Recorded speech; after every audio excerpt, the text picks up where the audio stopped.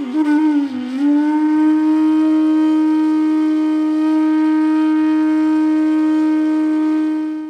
મહાપ્રભુજીએ જે સ્વરૂપો પુષ્ટ કરી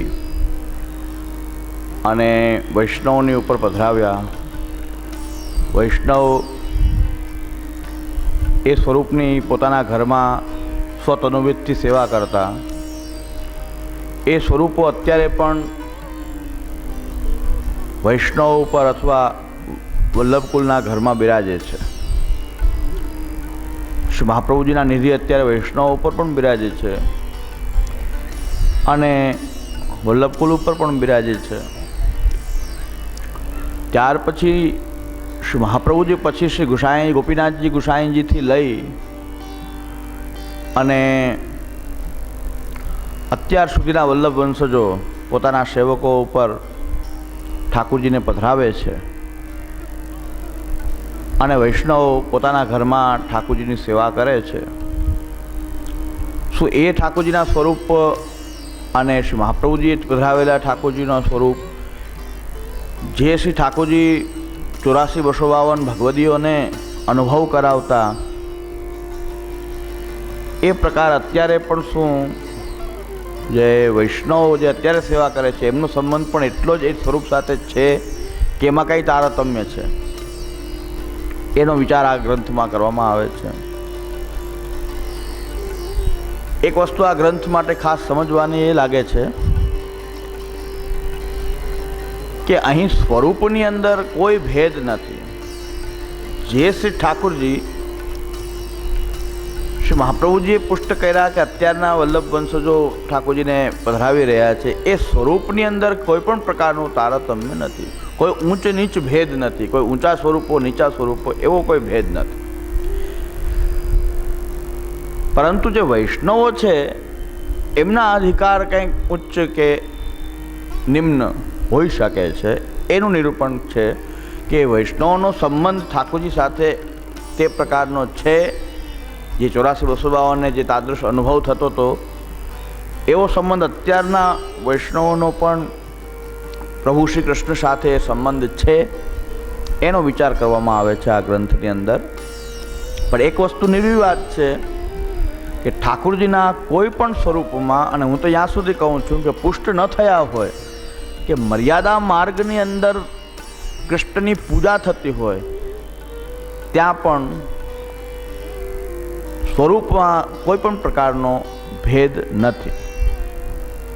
એની માટે શ્રી ગુસાઈજીએ ભક્તિહંસ ગ્રંથમાં શ્રી ગુસાઈજી આજ્ઞા કરે છે કે જ્યાં તંત્રોક્ત મર્યાદા માર્ગની રીતે કૃષ્ણની પૂજા થાય છે એ કૃષ્ણમાં, જેમ કે જગન્નાથજી, પુષ્ટિ માર્ગની રીતથી કંઈ સેવા થતી નથી જગન્નાથજીની.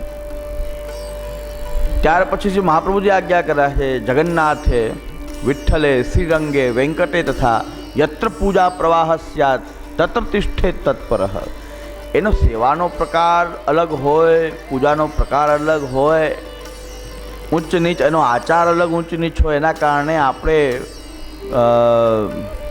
જે ભક્ત છે કે સેવક છે એનો કાંઈક અધિકાર ઊંચો નીચો ગણીએ, પણ એના કારણે ભગવત સ્વરૂપ જે શ્રી કૃષ્ણ છે એમાં કોઈ પણ પ્રકારનું તારતમ્ય ઉચ્ચ નીચો ભાવ ગણવો જોઈએ નહીં.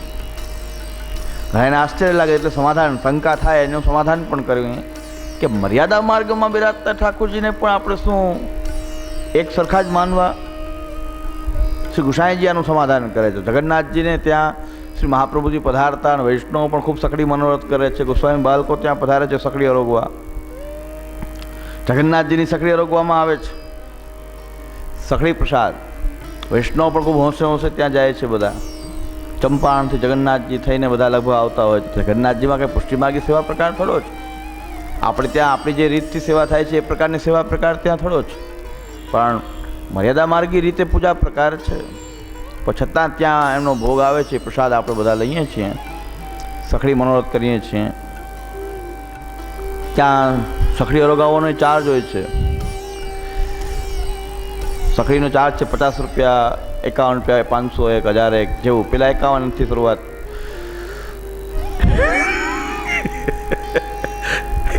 બહુ પેલા એક ચમચી 2 દાણા દાણા દાણા રોગાવાનું. પછી છેલ્લે હવે માણસે કેટલી સકડી લઈ શકે? એમ બહુ મોટી સૃષ્ટિ લઈને ગયા હોય તો ચમચી ચમચી રોગાવે તો ભારી પડે ને. પછી દાણા દાણા દાણા દાણા સકડી રોગાવે, 2 દાણા. એમાં કોઈ મુખ્ય મનોરથ થાય એ ચમચો કે વાટકો રોગાવી દેતો હશે. એક ચમચો ભરીને રોગાવી દે તો મુખ્ય મનોરથી 51,000 રૂપિયા આપીને પહેલી સકડી રોગાવે. એટલે એ આખી કથા. પણ હવે એ વિચાર કરો કે હવે જગન્નાથજીના સ્વરૂપ પુષ્ટિમાર્ગી રીતે સેવા થતી નથી, તો એ જગન્નાથજીને આપણે પ્રસાદ વગેરે પણ લઈએ છીએ, એમાં શું નિર્ણય છે સમજવું તો જોઈએ. અને વૈષ્ણવ પુષ્ટિમાર્ગની રીતે સેવા કરતો હોય તેમાં ઠાકોરજીમાં ભેદ કરવામાં આવે. નિધિ સ્વરૂપ અને આ નિધિ સ્વરૂપ નથી. મહાપ્રભુજી ગુસાઈજીના નિધિ છે, વૈષ્ણવ ત્યાં બિરાજતા ઠાકોરજી નિધિ સ્વરૂપ નહીં, ગુરુભાવથી બિરાજે છે વગેરે અનેક ભેદ આપણે કાલે ઘણા બધા ભેદ મેં બતાવ્યા છે.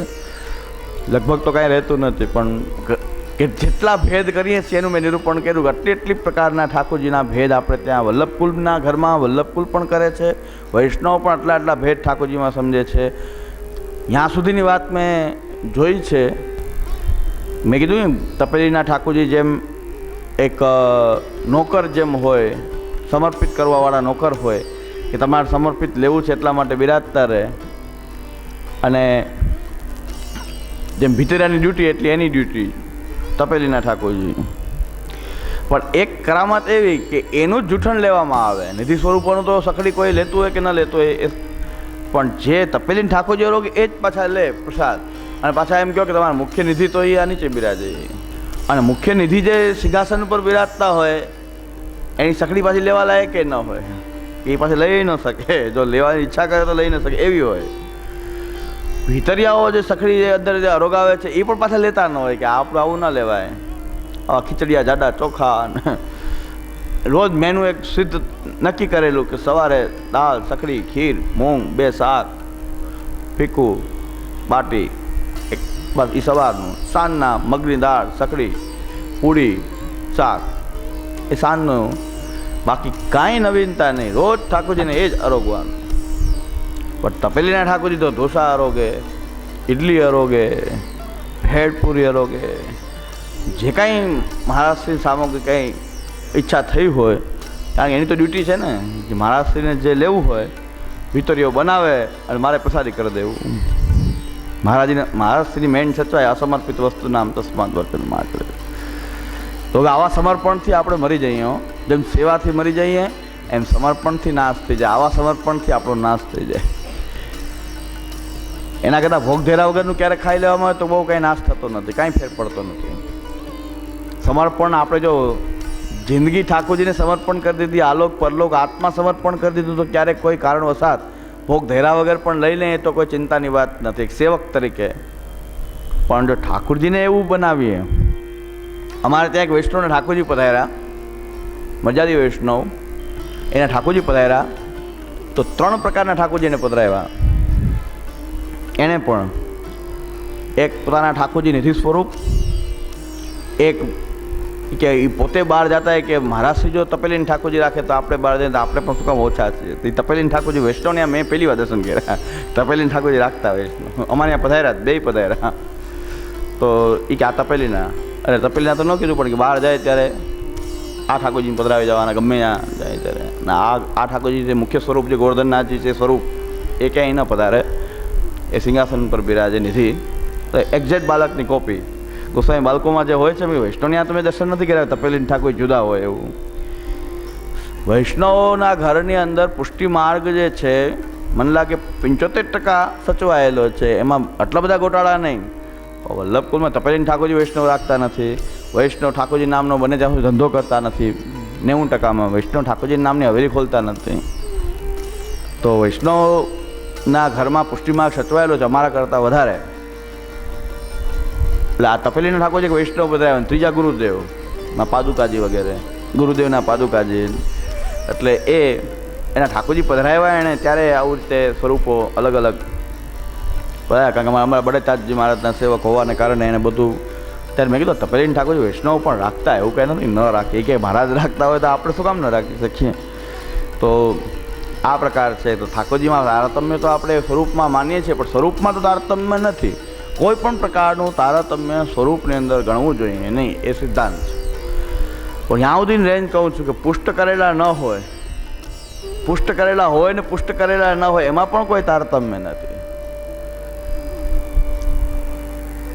કૃષ્ણ રૂપતામાં કોઈ હાનિ આવતી નથી. અને મર્યાદા માર્ગમાં જે કૃષ્ણ બિરાજી રહ્યા છે, મર્યાદા માર્ગમાં જે કૃષ્ણ બિરાજી રહ્યા છે, જેની પૂજા પ્રકારથી તંત્રોક્ત પ્રકારથી પૂજા થાય છે, ત્યાં પણ એ ભગવત સ્વરૂપમાં અને આપણા ઠાકોરજીમાં ભેદ નથી.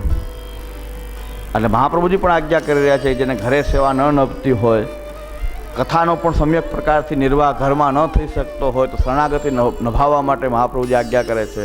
છેલ્લે શરણાગતિ નભાવવા માટે જગન્નાથજી, પાંડુરંગ વિઠ્ઠલનાથજી, વેંકટ તિરુપતિ બાલાજી, શ્રીરંગજી, રંગનાથજી, આવા ભગવત સ્થાનોમાં જઈ જ્યાં કૃષ્ણની પૂજા તંત્રોક્ત પ્રકારથી પણ પૂજા પ્રવાહ ચાલે છે, ત્યાં જઈને રહેવું જોઈએ.